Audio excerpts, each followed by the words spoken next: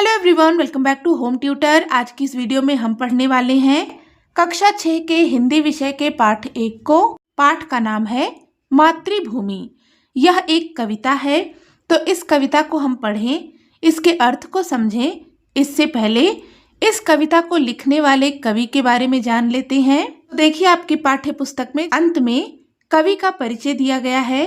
इस कविता को हिंदी के प्रसिद्ध कवियों में से एक सोहनलाल द्विवेदी जी ने लिखा है। इस कविता के लेखक कौन हैं? हिंदी के प्रसिद्ध कवियों में से एक सोहनलाल द्विवेदी जी। उनका जन्म आज से लगभग 125 साल पहले हुआ था। उस समय अंग्रेजों का भारत पर आधिपत्य था। सोहनलाल द्विवेदी जी का जन्म जब हुआ था तो उस समय हमारा जो देश भारत है वह अंग्रेजों का गुलाम था। उन्होंने अपनी लेखनी से अंग्रेजों का विरोध किया। सोहनलाल द्विवेदी जी ने अपने लेखन के माध्यम से अंग्रेजों का विरोध किया और उनकी लेखनी का सबसे प्रिय विषय था देशभक्ति।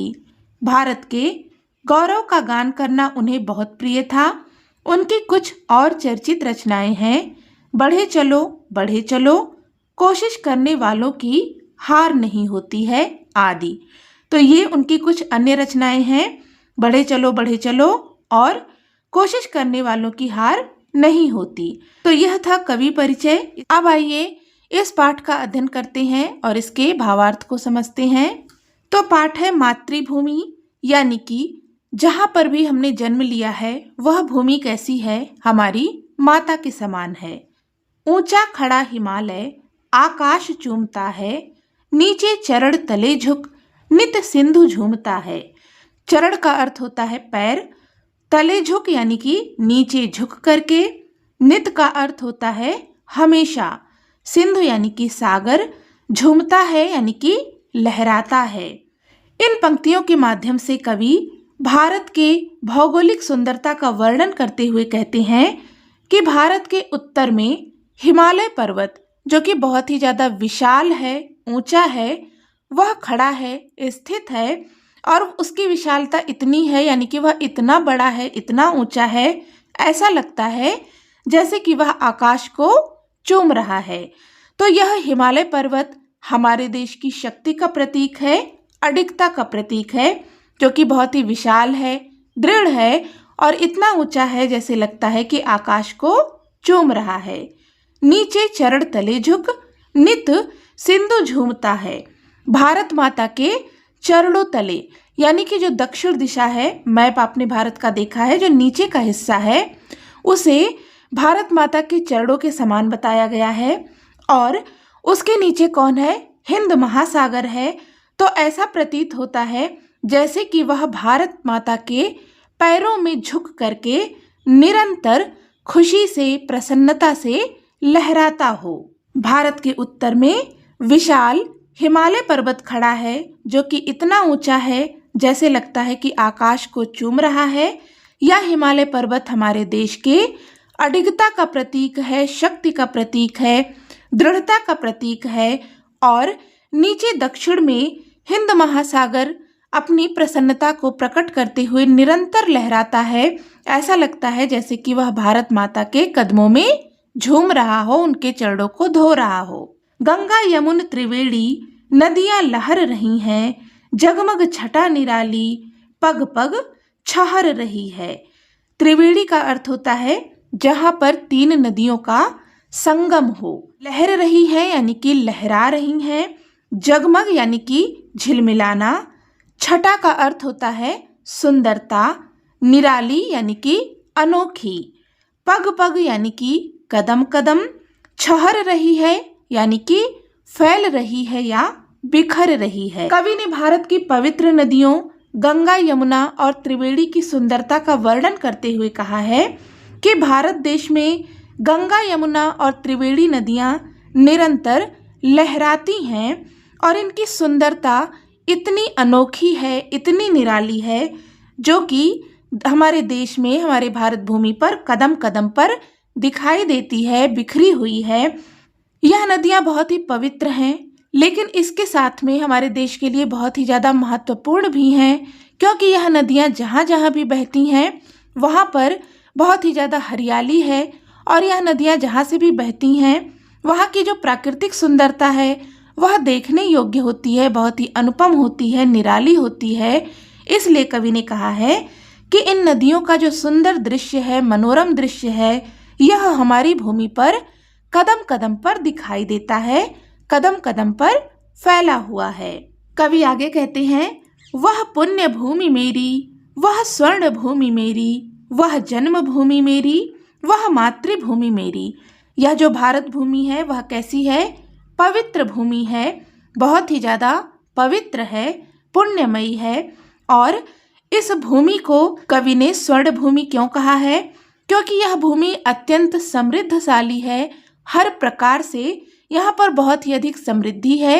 चाहे बात करें इसके वातावरण की तो यहाँ पर हर तरह की ऋतुएं पाई जाती हैं। बात करें इसके भौगोलिक परिवेश की तो हमारे भारत देश में नदियाँ, पहाड़, पठार, मैदान, रेगिस्तान, वन उपवन, हर प्रकार की चीज़ें पाई जाती हैं। यहाँ पर विभिन्न प्रकार की फसलें हैं, खनिज हैं।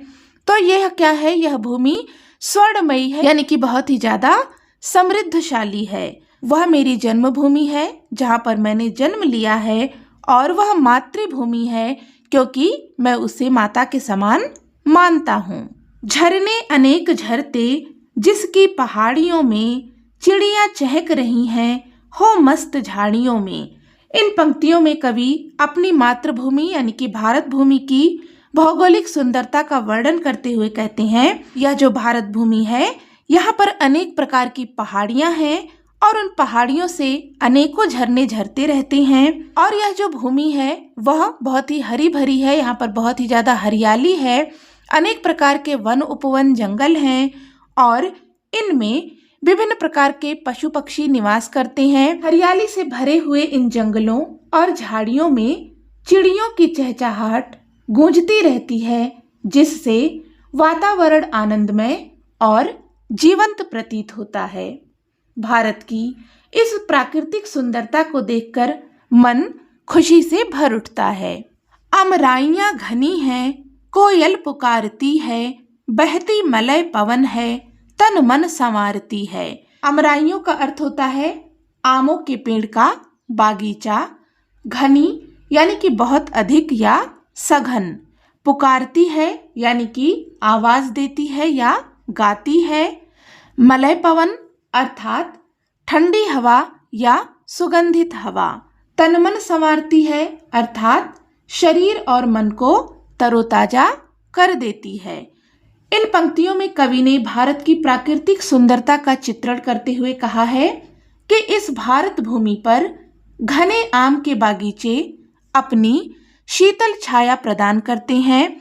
इन बागों में कोयल अपनी मधुर वाणी में गान करती है, जिससे वातावरण में मधुर संगीत गूंज उठता है। और यह जो भूमि है यह इतनी हरी भरी है कि यहाँ पर हमेशा शीतल वायु बहती रहती है, जो कि तन मन को तरोताजा कर देती है, तन मन को स्फूर्ति प्रदान करती है। वह धर्म भूमि मेरी, वह कर्म भूमि मेरी, वह जन्म भूमि मेरी, वह मातृभूमि मेरी। इन पंक्तियों के माध्यम से कवि ने देश की धार्मिक और नैतिक महानता का वर्णन करते हुए कहा है कि भारत भूमि धार्मिकता का केंद्र रहा है। साथ ही इसे कवि ने कर्म भूमि कहा है क्योंकि यह देश कर्म प्रधान है। यहाँ पर लोग परिश्रम करते हैं और कर्म को महत्व देते हैं। तो भारत भूमि कैसी है? धर्म प्रधान है, धार्मिकता का केंद्र है और कर्म प्रधान है क्योंकि यहाँ पर लोग कर्म को महत्व देते हैं, परिश्रम को महत्व देते हैं। वह जन्मभूमि मेरी, वह मातृभूमि मेरी। वह मेरी जन्मभूमि है जहाँ पर मैंने जन्म लिया है और वह बहुत ही महान है, जिसे मैं अपनी माता के समान मानता हूँ। जन्मे जहाँ थे रघुपति, जन्मी जहाँ थी सीता, श्री कृष्ण ने सुनाई वंशी पुनीत गीता। पुनीत का अर्थ होता है पवित्र।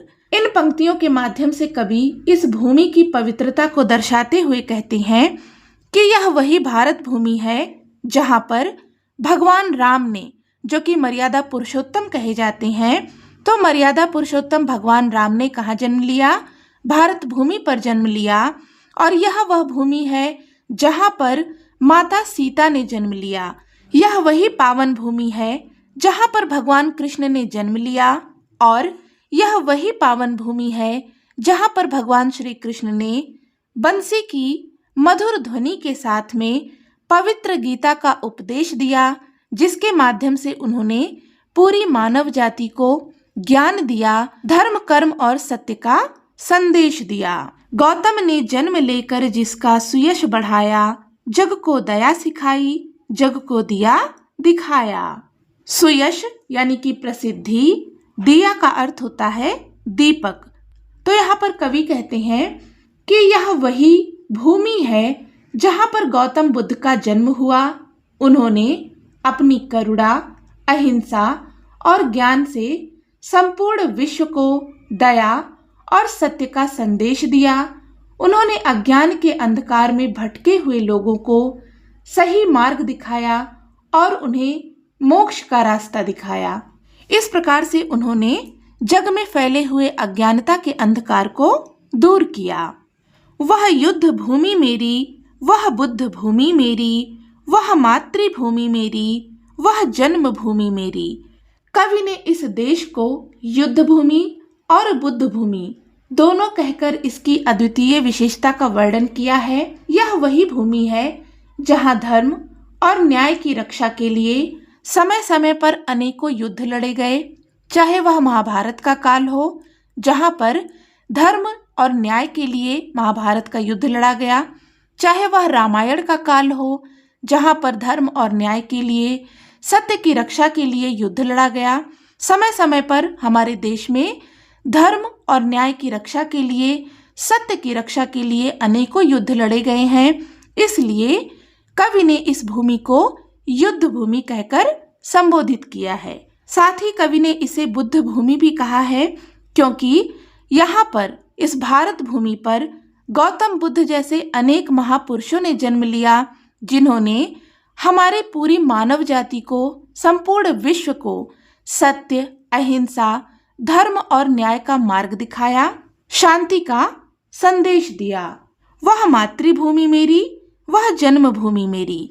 इस प्रकार से कवि ने इस देश की महानता का वर्णन करते हुए कहा है, वह मेरी जन्मभूमि है जहाँ पर मैंने जन्म लिया है, वह मेरी मातृभूमि है क्योंकि यह इतनी महान है कि मैं इसे अपनी माता के समान मानता हूँ। इस प्रकार से हमने यहाँ पर इस पाठ का अध्ययन कर लिया, इसकी पूरी व्याख्या को समझ लिया है। पाठ से संबंधित कोई भी डाउट हो तो आप कमेंट करके पूछ सकते हैं। इसका अभ्यास हम करेंगे अपने अगले वीडियो में। वीडियो हेल्पफुल लगी हो तो प्लीज़ इसे लाइक करें, हाइप करें, दोस्तों के साथ में शेयर करें और चैनल पर नए हैं तो सब्सक्राइब भी कर लें। मिलते हैं नेक्स्ट वीडियो में, तब तक के लिए take care and bye bye.